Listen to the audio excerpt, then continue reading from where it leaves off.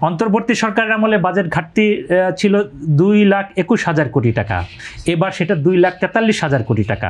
শুধু বাজেটের আকার বাড়ানোটা দেখলেই চলবে না, আমাদের দেখতে হবে এই বাজেট বাস্তবায়নে আসলে সক্ষমতা কতটুকু আছে। বাজেটের আকার 9,38,000 কোটি টাকা।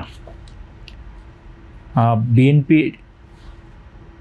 প্রধানমন্ত্রী তারেক রহমানের আমলের এটা প্রথম বাজেট। তো রাজনীতিবিদ, পেশাজীবী থেকে শুরু করে সারা দেশের মানুষের একটা লক্ষ্য আছে যে এই বাজেটে কি থাকছে।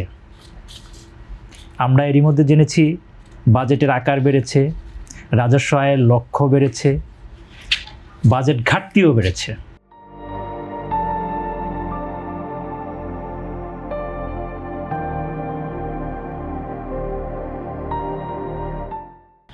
এবং এই বাজেটের যে রাজস্ব আয়ের লক্ষ্য 6,95,000 কোটি টাকা, প্রায় 7 লাখ কোটি টাকার রাজস্ব আদায় করতে হবে।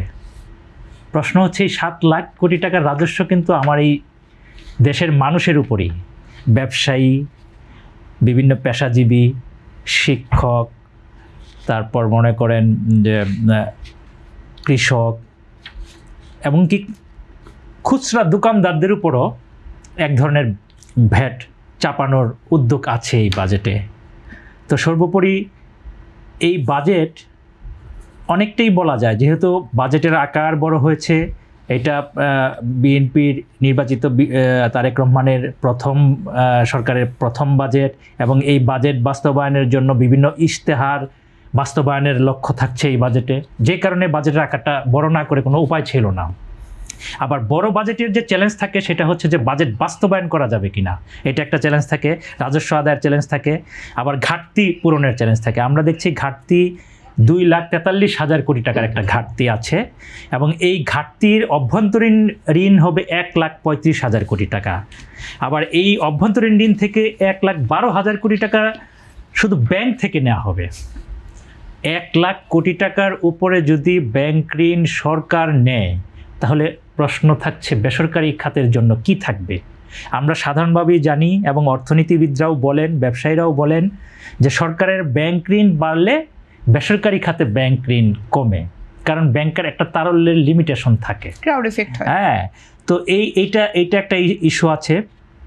আর বাজেটের আরেকটা বিষয় আছে, আমরা এক নজরে বাজেট যদি বলতে পারি, শিক্ষা ও প্রযুক্তি খাতে বাজেটে প্রায় 1,36,000 কোটি টাকা বরাদ্দ হয়েছে, এবং শিক্ষা, স্বাস্থ্য ও মানব সম্পদ খাতে সর্বোচ্চ বরাদ্দ গেছে বাজেটের, এই তিনটা মিলিয়ে প্রায় 1,85,000 কোটি টাকা বরাদ্দ আছে।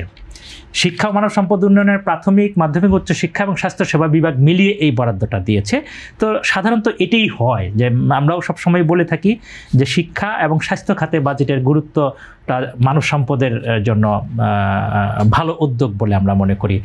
এখন আমি যদি বলি যে বিগত অন্তর্বর্তী সরকারের আমলে যে বাজেটটা উপস্থাপন করা হয়েছে, সেই বাজেটের সাথে এই বাজেটটার কি পার্থক্য, অর্থাৎ এই যে চলতি যে বাজেটটা আছে 2025-26, এবং এই আজকে যে বাজেটটা উপস্থাপন করা হচ্ছে, সেই বাজেটটার সাথে আমি যদি আপনাকে ছোট করে বলি কি পার্থক্য, আকারের পার্থক্যটা আমি বলি।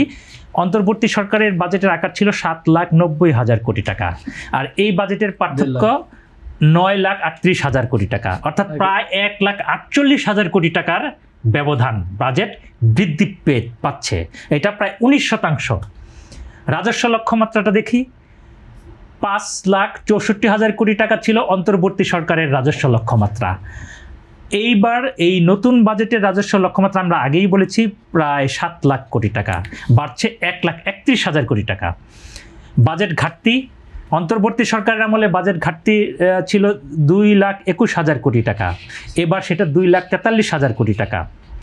আর উন্নয়ন বাজেটের আকার, যেটা অন্তর্বর্তী সরকারের আমলে উন্নয়ন বাজেটটা, মূল বাজেটটাই ছোট ছিল, সেখানে উন্নয়ন বাজেটটা ছোট হয়েছিল 2,65,000 কোটি টাকা, এইবার সেটা 3,16,000 কোটি টাকা বাড়ানো হয়েছে, 51,000 কোটি টাকা বৃদ্ধি পেয়েছে। এটা ভালো। উন্নয়ন বাজেট যেহেতু সরকারের বিনিয়োগকে গতি দিতে চাচ্ছে, বিনিয়োগকে গতি দিতে গেলে উন্নয়ন বাজেটের দরকার আছে, কিন্তু আমাদের কিন্তু চ্যালেঞ্জও রয়ে গেছে। আমরা দেখছি চলতি বাজেটের এডিপি বাস্তবায়ন হার খুবই কম, একদম মানে কি বলবো, যেটা বিগত 10 বছরের মধ্যে এত কম এডিপি বাস্তবায়ন হয়নি। তো এইগুলো শুধু বাজেটের আকার বাড়ানোটা দেখলেই চলবে না, আমাদের দেখতে হবে এই বাজেট বাস্তবায়নে আসলে সক্ষমতা কতটুকু আছে।